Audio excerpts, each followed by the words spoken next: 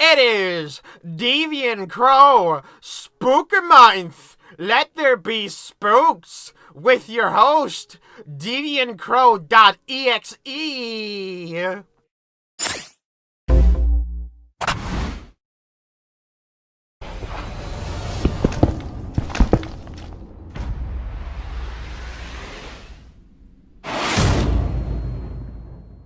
Holy shit. He's actually fucking in now. At the time of this video, October 1st, Steve was officially introduced into Smash, and holy shit was I not expecting this. Like, yeah, he's a popular character and everything, but it would be kind of hard to put him in a game like that, but they fucking did it. Sakurai and his developers fucking did it. I remember screaming my ass off when I saw this shit. I am very glad he got into the game, and not only that, but he looks like he was just ripped out of the game, and I love that. I love that a lot. He is probably the most accurate to game character in all of Smash Brothers. But I believe, similar to the Sans Mii Fighter announcement, this is a big moment and a big reminder of how indie games can have a major impact. Although this is a character now owned by a major corporation, that wasn't always the case. At one point, it was owned by an indie studio, a small team of people who shockingly made something that would be considered as important as Mario. Well, maybe not as important as Mario, but on the same level, in the same league as one of the most iconic video game characters, one of the characters that helped bring video games back from the dead. As a small crow who grew up playing a game that to him was a small indie game made by a small company and played a lot of Nintendo games as well, it's shocking to see Mario and Steve in the same fucking game. And to think, this all started because of one person, and that one person's name is Hatsune Miku. On an unrelated note, trans rights are human rights, and if you think differently, you're an asshole. Okay, but for real, let's address the elephant in the room.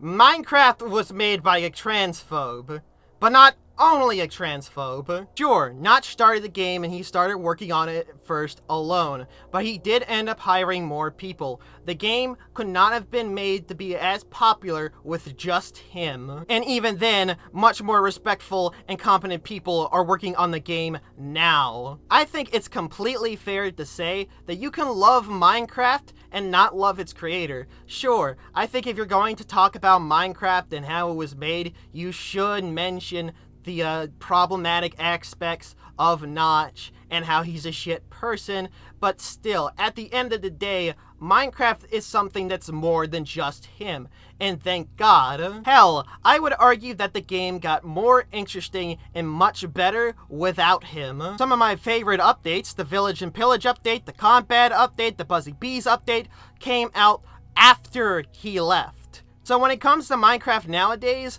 Notch is no longer an important force when the game is being made and there's new updates. And even though today I am talking about how a small game like this can grow up to be something big and powerful with a lot of love, I'm not going to talk about him. I'm talking about Minecraft, indie games in general, and how putting love and passion into a project can help make something much more impactful than just a lot of money, big trailers, and all of that.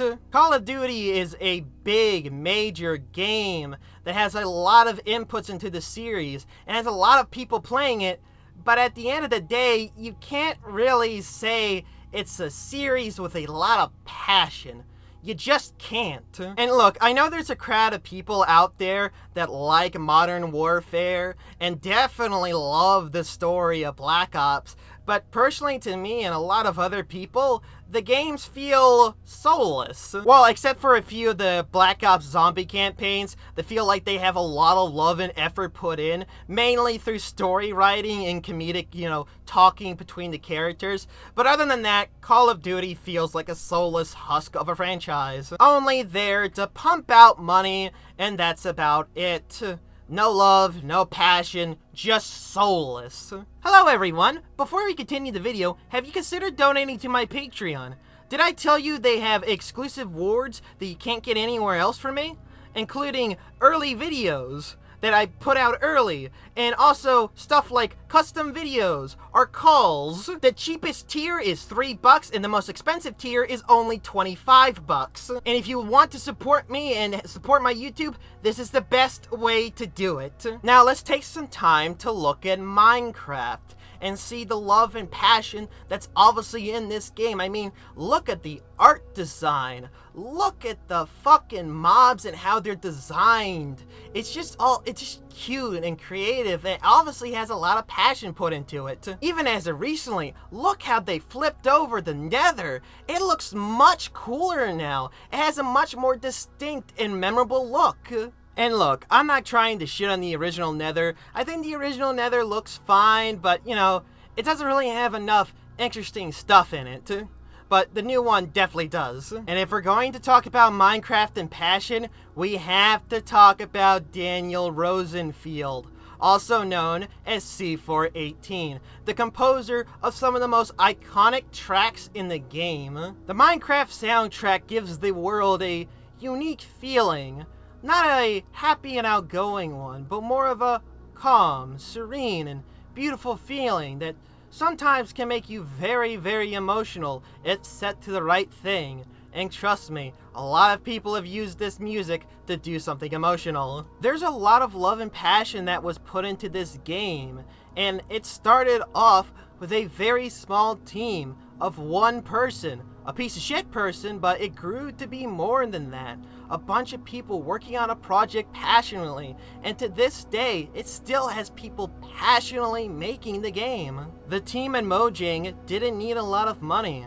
They had the love, they had the passion, and they worked their hearts out to make a game that ended up being beloved by millions and millions of people. And to this day, it's one of the most sold games of all time. In fact, it's the highest selling game of all time, even beating those with much bigger teams and much bigger budgets, because it didn't need a big budget or a big team.